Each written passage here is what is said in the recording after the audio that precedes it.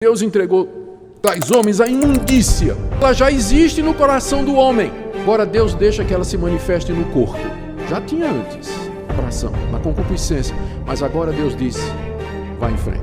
Aqui ofereceremos ensinamentos claros e diretos, baseados nas Escrituras, para ajudar a moldar uma vida cristã centrada em Cristo e nos princípios reformados. Confira a pregação a seguir e seja edificado. O coração do homem está cheio de concupiscência. É assim que nós vemos a esse mundo. Nosso coração é inclinado ao mal. Há esses desejos que estão dentro de nós e que governam o que nós fazemos, as nossas escolhas, as nossas preferências, o caminho que nós queremos tomar. A concupiscência dos seus próprios corações. Esse é o primeiro ponto, é o ponto de partida aqui. Segundo ponto, e que está relacionado com o que vem antes e também até no verso 25, que diz que os homens mudaram a verdade de Deus em mentira. Essa é a razão pela qual o homem natural, no seu estado natural, ele rejeita a revelação que Deus fez de si mesmo. Deus se revela à nossa consciência, se revela na natureza, como sendo um Deus santo, um Deus justo, um Deus verdadeiro, todo-poderoso, que demanda a nossa obediência e a nossa submissão. Mas o nosso coração é cheio de concupiscência. Nós não queremos nos submeter a um Deus que vai nos condenar naquilo que nós gostamos. Eu não quero um Deus que vai ficar o tempo todo me dizendo, você não pode olhar para a mulher do seu próximo. Eu não quero um Deus que vai ficar o tempo todo dizendo, você tem que ser honesto, você tem que fazer as coisas tudo certinho. Eu não quero um Deus que vai ficar o tempo todo dizendo, você tem que perdoar os seus inimigos, você tem que amar sua sogra, você tem que gostar do seu vizinho. Ninguém quer um Deus desse.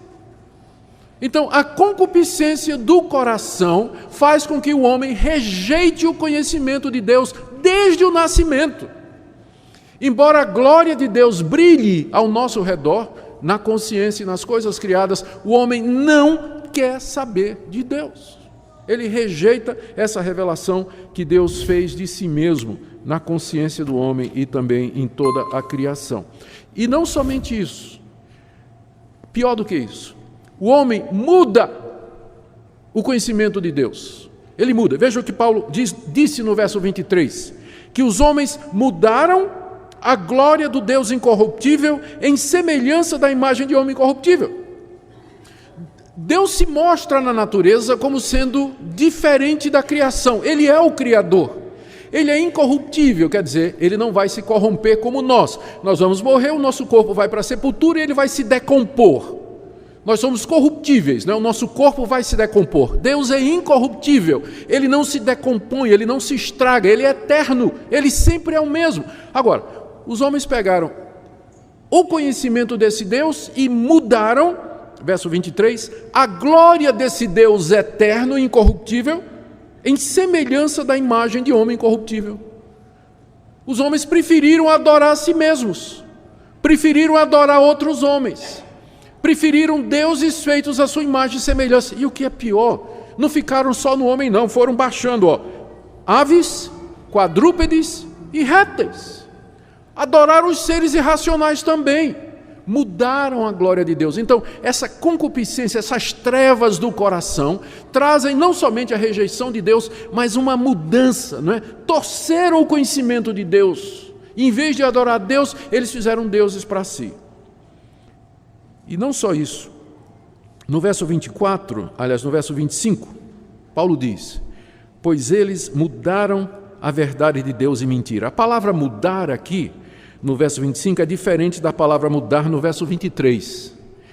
Mudar no verso 23 significa mudar, mas mudar no verso 25 é mais do que mudar, é travestir. Travestir significa você mudar a natureza de uma coisa e reapresentá-la vestida de outra. Daí vem o termo que nós conhecemos como travesti. Um homem que se veste de mulher, ou uma mulher que se veste de homem, faz cirurgia, faz operação. O termo vem desse verbo, que significa você mudar a natureza de uma coisa e apresentá-la como sendo outra. É isso que esse verbo significa aqui. Os homens travestiram a verdade de Deus em mentira. A que Paulo está se referindo? Note que quando ele diz aqui em mentira, na língua original, quer dizer, e mudaram a glória de Deus na mentira, tem um artigo definido, a mentira.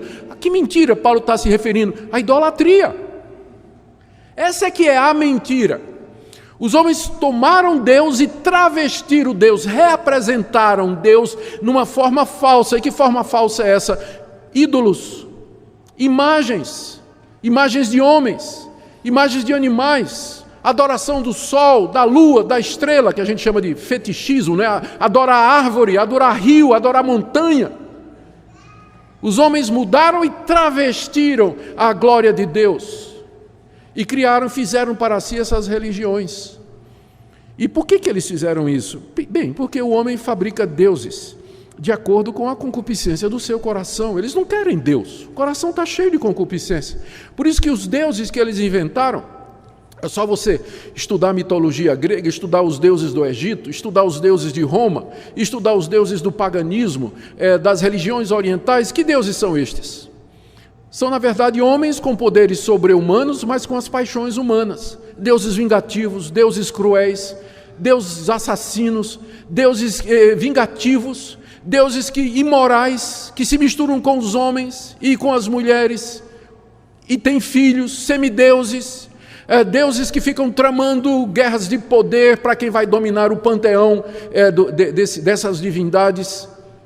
São deuses feitos segundo a imaginação humana. Ninguém quer um Deus como o Deus que se revela na consciência e na criação, porque nós teríamos que nos humilhar diante desse Deus e servi-lo. Na verdade, a escolha é entre você crer nesse Deus e se submeter a Ele, ou então você tomar o lugar dele e você mesmo declarar que você é Deus e aqueles que você diz que é Deus. Mas ou de um jeito ou de outro, o homem sempre estará ajoelhado diante do altar de algum Deus. Se não for do Deus verdadeiro, de um travesti desse Deus que ele mesmo inventou e ele criou. É isso que Paulo nos diz aqui. O que é que Deus fez então? Primeiro ponto, o coração do homem é corrompido e cheio de concupiscência. Segundo ponto, isso leva o homem a mudar a verdade de Deus e travestir Deus como se fossem imagens e ídolos que ele mesmo criou. Terceiro, Deus então entrega o homem ao seu próprio coração. Verso 24. Por isso, aponta para o verso anterior, que os homens mudaram a glória do Deus incorruptível. Por isso, porque eles fizeram isso, Deus entregou tais homens à imundícia, pelas concupiscências do seu próprio coração. Já expliquei isso. Para desonrarem o seu corpo entre si. O que significa isso aqui? Que Deus entregou tais homens a imundícia. Entregar aqui significa abandonar o pecador ao poder do pecado em seu coração. A figura é mais ou menos essa. O coração está cheio de concupiscência, mas ninguém é tão ruim, ninguém é tão perverso, ninguém é tão imoral quanto poderia ser. Por quê? Porque Deus refreia. Como é que Deus refreia? Você nasceu num lar e desde cedo lhe ensinou princípios, lhe ensinou a verdade. Você nasceu num país onde a polícia reprime a violência. Você nasceu num país onde existe lei, existe autoridade, e você fica com medo de fazer determinadas coisas, porque você sabe que se você fizer, você vai preso, você vai pagar uma multa, você pode ser processado. Então, Deus, através das leis, dos governantes, da polícia, através do castigo, através da educação, através de bons exemplos, você teve bons exemplos na sua vida, de gente séria, de gente boa, que foi bem sucedido, fazendo bem. Então, Deus usa estas coisas para reprimir a corrupção do seu coração. Está lá, seu coração é tão ruim quanto de um estuprador, de um traficante de drogas, o meu também. É cheio de concupiscência, mas por que eu não sou tão ruim quanto eles? Por que você não é tão ruim como eles? Porque Deus restringe o seu coração, Ele segura a corrupção do seu coração, Ele não deixa você ser tão corrupto quanto você pode ser. Por isso que o castigo de Deus para aqueles que o rejeitam é Deus tirar o pé do freio, é Deus simplesmente soltar o freio de mão. Abandonar aqui significa tirar as travas e deixar que o pecador vá até o fim no seu pecado. Significa permitir que o pecado vá até o fim, como um ato de julgamento. Deus faz isso não é porque Ele desistiu da humanidade, mas é um ato de julgamento. O castigo para o pecado é mais pecado ainda. O castigo para o pecado é mais pecado ainda. Por quê? Pense numa conta bancária. Você fica devendo todo mês. Aí vai aumentando o juro, não é isso? O banco não cobra. Cobra, mas não executa. Aí todo mês vai aumentando, até chegar o dia do juízo no banco, né? Em que você vai ter que resolver aquilo ali. É mais ou menos isso. Deus diz assim: é isso que você quer? É assim que você quer viver? Você me rejeita e quer seguir os seus caminhos segundo os seus deuses? Tudo bem, vá seguir no seu caminho. Mas eu estou anotando aqui tudo que você está fazendo, tá? Estou anotando. E a conta vai aumentando. E no dia do juízo, a conta que essas pessoas vão dar diante de Deus é muito maior do que se Deus tivesse refreado as paixões do seu coração. Quando Deus entrega a humanidade, ou uma cultura, ou uma raça, ou uma pessoa à imundícia, isso significa um ato judicial de Deus, um ato de condenação de Deus, é um ato de julgamento e de castigo de Deus contra aquele povo, contra aquela raça, contra aquele país, contra aquela cultura. Deus entrega ao seu próprio coração. Veja, particularmente, Paulo diz aqui que Deus entregou tais homens à imundícia. Imundícia é uma palavra grega que significa imoralidade sexual. Note que ela já existe no coração do homem. Agora Deus deixa que ela se manifeste no corpo. Já tinha antes, no coração, na concupiscência. Mas agora Deus diz: vá em frente. E ela então começa a se manifestar naquilo que Paulo chama de imundícia do seu coração. Deus entrega então o homem a essa imundícia, deixando de refrear as suas paixões, deixando os imorais sem castigo. Essa é uma das maneiras que Deus abandona. Ele deixa o pecador fazer o que ele faz e ele não castiga. Vocês já se perguntaram por que não desce um raio do céu? Ou não vem um castigo, não cai uma pedra em cima, um piano em cima de um imoral desafiador de Deus? Por que a terra não se abre? É porque uma das maneiras pelas quais Deus castiga é deixando de punir.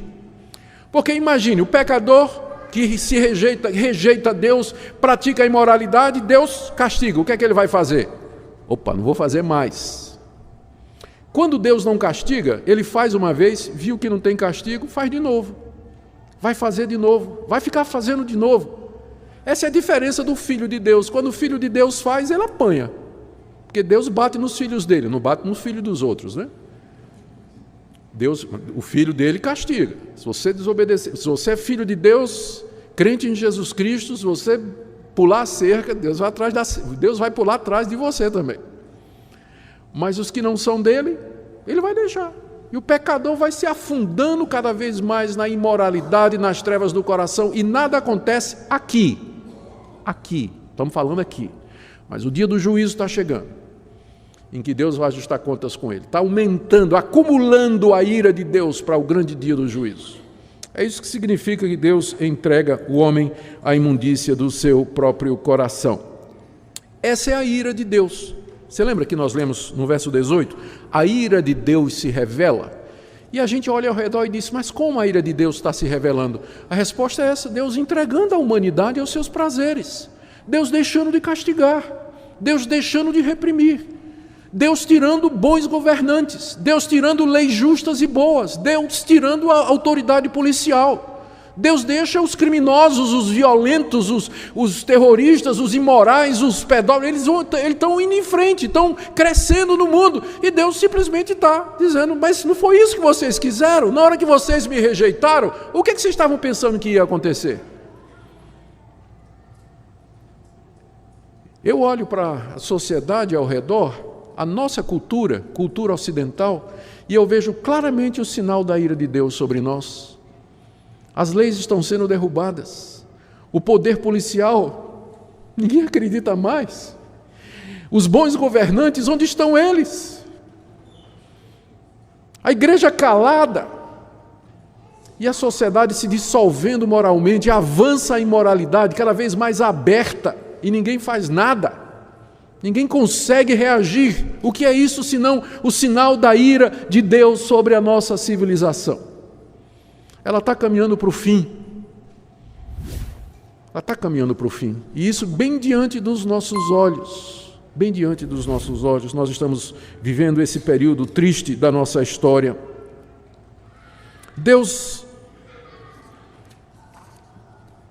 eu pensei em trazer aqui, achei que era relevante trazer para vocês, que essa sempre foi a maneira de Deus agir. Salmo 81, veja, Salmo 81, com o próprio povo dele, versos 10 e 12. Eu sou o Senhor teu Deus, que te tirei da terra do Egito. Abre bem a boca e te encherei. Estou lendo o Salmo 81, verso 10. Verso 11. Mas o meu povo não quis me escutar a voz. Israel não me atendeu. Agora veja o verso 12. Assim, deixei-o andar na teimosia de seu coração. Siga os seus próprios conselhos. Mesma coisa, não é? Nação de Israel. Não quis ouvir a voz de Deus? Deus disse, tá bom. Ande na teimosia do seu coração. Siga os seus próprios conselhos. Vá em frente, não é isso que você quer? Deus fez isso com a própria nação de Israel. Veja o livro de Ezequiel. Profeta Ezequiel. Um texto semelhante. Ezequiel capítulo 14. Versos 4 e 5. Deus mandando o profeta Ezequiel falar ao povo. Fala com eles e diz-lhes, assim diz o Senhor, qualquer homem da casa de Israel que levantar os seus ídolos dentro do seu coração e tem tal tropeço para a sua iniquidade e vier ao profeta, eu, o Senhor, vindo ele, lhe responderei segundo a multidão dos seus ídolos. Olha o que Deus está dizendo aqui. Se um israelita fosse idólatra, tivesse ídolos no coração e resolvesse ir na casa de Deus e consultar a Deus, sabe o que Deus ia fazer? Deus ia responder como se fosse o ídolo. A pessoa, vou consultar a Baal, e Baal fala. Vou falar com Renfã, Renfã fala. Eu vou adorar Astarote, Astarote responde.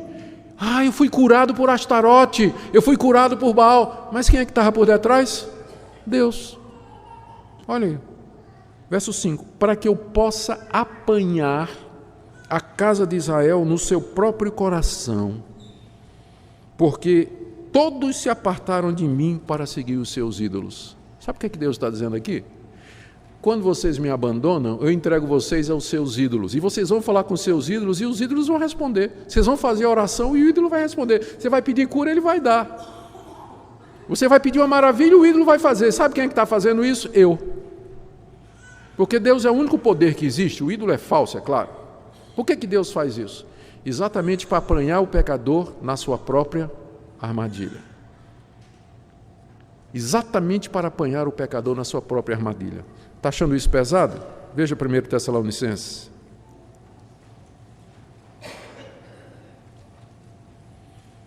Na verdade, 2ª carta de Paulo aos Tessalonicenses, capítulo 2, verso 9. Ora, o aparecimento do iníquo, o iníquo aqui é o anticristo, é segundo a eficácia de Satanás com todo o poder e sinais e prodígios da mentira, com todo o engano de injustiça aos que perecem, porque não acolheram o amor da verdade para serem salvos. Deus, no seu amor, mandou a verdade, mas eles não acolheram. Agora veja o verso 11. É por esse motivo, pois, que Deus lhes manda a operação do erro para darem crédito à mentira. Não quis ouvir o profeta? Não quis ouvir a palavra de Deus? Deus manda o falso profeta. E aqueles que não quiseram a verdade vão ouvir a mentira e vão crer na mentira. No verso 12, a fim de serem julgados todos quantos não deram crédito à verdade, antes, pelo contrário, deleitaram-se com a injustiça. Se você gostou deste vídeo e quer continuar sendo abençoado com mais conteúdos poderosos, não se esqueça de se inscrever no canal Ecos da Salvação. Isso ajuda você a não perder nenhum dos próximos vídeos com pregações impactantes do Reverendo Augustus Nicodemos.